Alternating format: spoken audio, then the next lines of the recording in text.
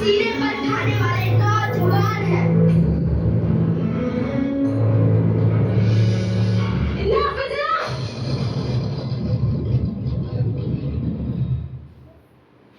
British हुकूमत के खिलाफ आवाज उठाने के जुर्म में मुशर्रफ चंद्रशेखर को ये कोर्ट 15 कोड़ी मौत की सजा देती है। कोड़ी 15 कोड़ी मौत की सजा मिलने के बाद आई तुम हंस रहा है जिसने अपने देश को आजाद करवाने के लिए अपने लहू के एक कतरे को कुर्बान करने की कसम खाई हो, उसे 15 कोड़े मारकर कोई उसके इरादों को तोड़ेगा तो उसकी बेवकूफी पर हंसी तो आएगी ही ना।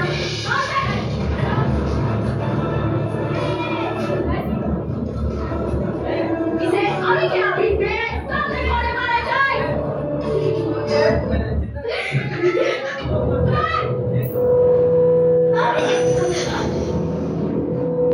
भारत माता की जय। वंदे मातरम। भारत माता की जय। ये सभी उड़े दो। वंदे मातरम।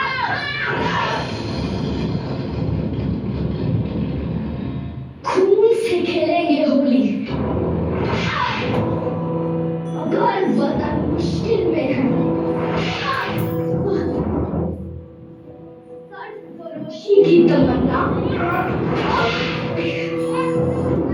अब हमारे दिल में है।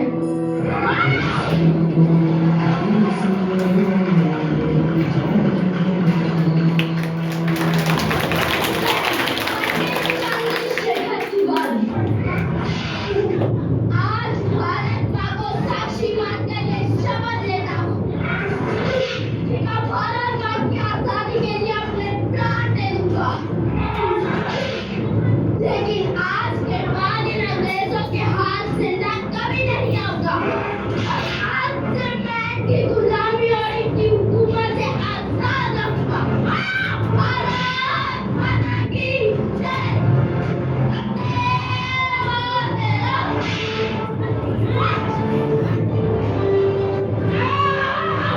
और इस दृढ़ निश्चय के बाद पंडित चंद्रशेखर तिवारी चंद्रशेखर आजाद के नाम से जाने जाने लगे।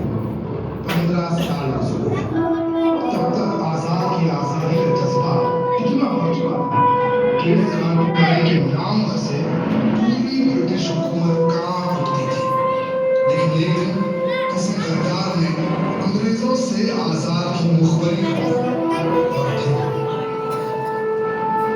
अच्छा पंडित जी, अंग्रेजों की पुलिस आपको ढूंढ रही है। आपको ये देश छोड़कर कुछ दिनों के लिए बाहर चले जाना चाहिए। नहीं सर देवराज, मैं अपने साथियों को छोड़कर ऐसे नहीं जा सकता। हमारे साथी भगत, सुखदेव और राजगुरु जेल में हैं। उन्हें फांसी की सजा हुई है। लेकिन पंडित जी, लेकिन कुछ नहीं सुखदेव राज। अगर इस क्रांतिकारी आंदोलन को जिंदा